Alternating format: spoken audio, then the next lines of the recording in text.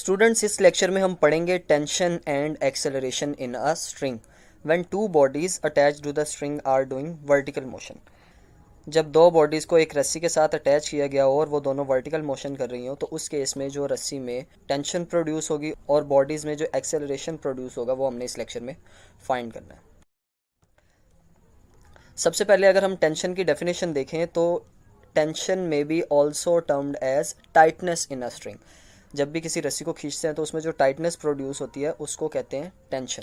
सो अगर हम इसकी प्रॉपर डेफिनेशन देखें तो टेंशन की डेफिनेशन इस तरह से की जाती है कि the force exerted by the string on the body when it is subjected to a पुल।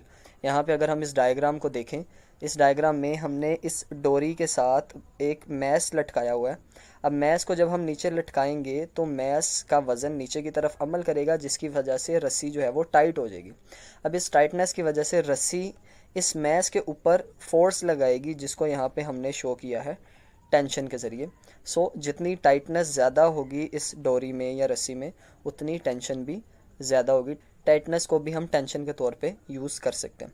सो अगर हम यहाँ पे इस डायग्राम के मुताबिक देखें तो tension is a reaction force, क्योंकि एक्शन फोर्स हमारे पास वेट है जो कि नीचे की तरफ अमल कर रहा है, उसकी वजह से रस्सी में टेंशन प्रोड्यूस हो रही है, जिसको हम कहेंगे कि ये रिएक्शन फोर्स है। So tension is a reaction force. अब यहाँ पे जो मेन टॉपिक है हमारा वो है vertical motion of two bodies attached to the ends of a string that passes over a frictionless pulley. हमने दो बॉडीज़ की वर्टिकल मोशन को यहाँ पे स्टडी करना है, जिसमें वो दोनों एक रस्सी के एंड से बांधी गई हैं और वो एक फ्रिक्शनलेस पुली के ऊपर से पास कर रही हैं। अब यहाँ पे two bodies A and B of masses M1 and M2 respectively, यहाँ पे दो बॉडीज़ है हमारे पास, एक बॉडी A है और दूसरी बॉडी B है। बॉडी A का मैस है M1 और बॉडी B का मैस है M2, और इन दोनों को हमने बांधा हुआ है एक रस्सी के दोनों किनारों से। अब यहाँ पे अगर हम देखें तो अब यहाँ पे अगर हम गौर करें तो M1 is greater than M2, क्योंकि जो बॉडी ए है वो साइज़ में बड़ी है और बॉडी बी साइज़ में छोटी है। सो इस वजह से बॉडी ए का मैस यानी कि M1 वो बड़ा होगा M2 से।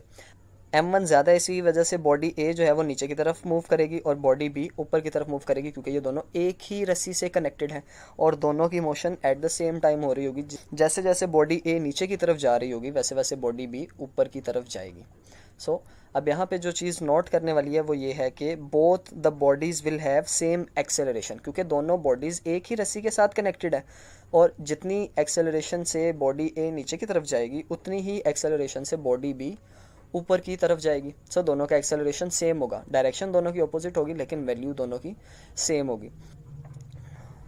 और दूसरा पॉइंट है कि tension T will be same through out the string. अब क्योंकि दोनों बॉडीज़ जो हैं वो रस्सी के साथ लटकाई हुई हैं हमने, तो जाहिर सी बात है रस्सी के अंदर टेंशन प्रोड्यूस होगा, लेकिन इस साइड का और इस साइड का टेंशन दोनों आपस में बराबर होंगे, क्योंकि रस्सी जो है वो हमारे पास एक ही है, तो टेंशन भी हमारे पास दोनों साइड्स पे सेम होगा। सो दो पॉइंट्स जो हैं वो ये हैं कि दोनों बॉडीज़ का एक्सेलरेशन भी सेम होगा और सारी रस्सी में हर पॉइंट पे जो टेंशन होगी वो एक जैसी होगी। ऐसा नहीं होगा कि बी वाली साइड पे टेंशन कम हो और ए वाली साइड पे टेंशन ज़्यादा हो, बल्कि दोनों टेंशन सेम होंगी और दोनों बॉडीज़ का एक्सेलरेशन भी सेम है। अब अगर हम बॉडी ए के ऊपर नेट फोर्स फाइंड करना चाहें तो अगर हम यहाँ पे ऑब्जर्व करें तो बॉडी ए के ऊपर टोटल दो फोर्सेस लग रही हैं।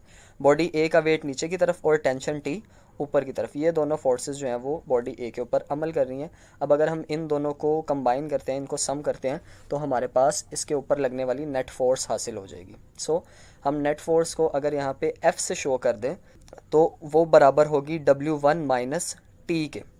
W1 में से T को माइनस क्यों किया, क्योंकि W1 का मैग्नीट्यूड ज़्यादा है। W1 ज़्यादा इसी वजह से बॉडी नीचे की तरफ मूव कर रही है और टेंशन T कम है, और क्योंकि इन दोनों की डायरेक्शन एक दूसरे के ऑपोजिट है लिहाजा हमने W1 को पॉजिटिव कहा है, क्योंकि उसकी डायरेक्शन मोशन की तरफ है, और T जो है उसको हमने कह दिया है नेगेटिव।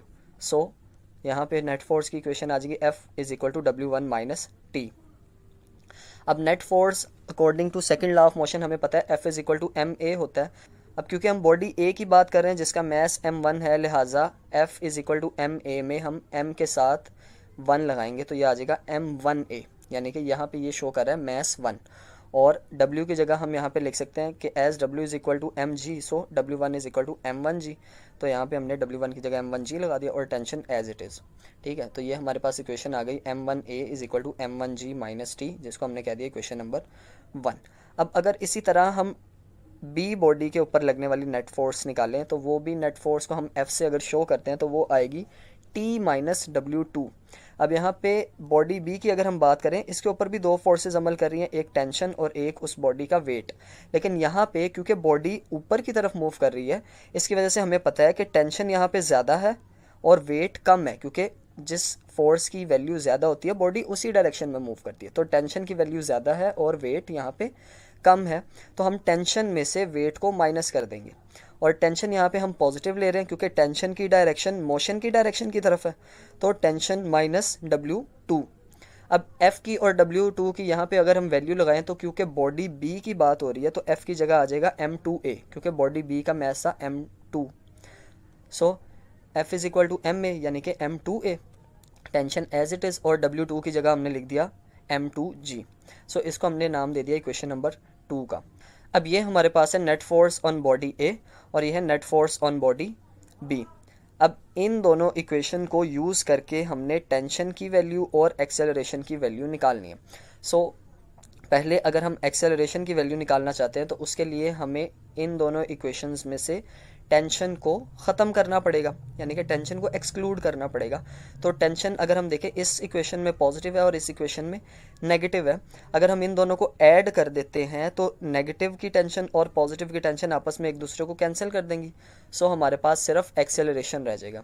सो अगर हम इक्वेशन 1 और 2 को ऐड कर दें, यानी कि एडिंग इक्वेशन 1 एंड 2, तो हमारे पास आ जाएगा दोनों की लेफ़्ट हैंड साइड को हम एक साइड पे ऐड कर देंगे और दोनों की राइट हैंड साइड को भी हम अलग से ऐड कर देंगे। तो ये आ जाएगा M1A प्लस M2A।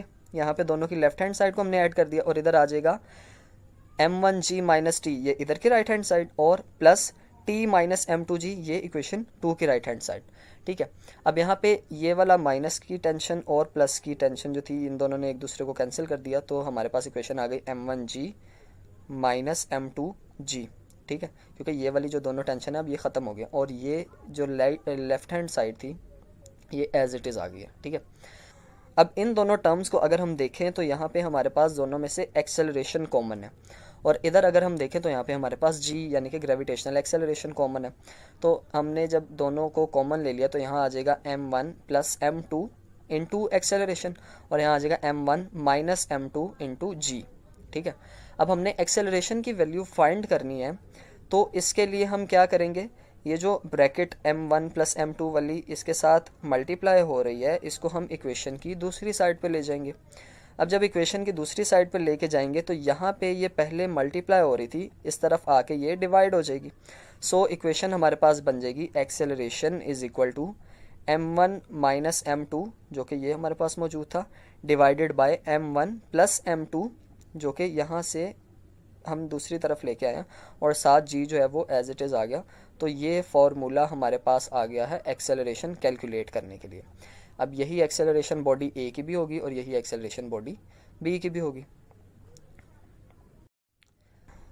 सेकंड चीज़ हम फाइंड करना चाहते हैं टेंशन। टेंशन फाइंड करने के लिए हमारे पास वही दोनों इक्वेशन मौजूद हैं, नेट फोर्स ऑन बॉडी 1 और नेट फोर्स ऑन बॉडी 2, यानी कि बॉडी A और बॉडी B की। सो टेंशन के लिए हम क्या करेंगे, इक्वेशन 2 को डिवाइड कर देंगे इक्वेशन 1 से।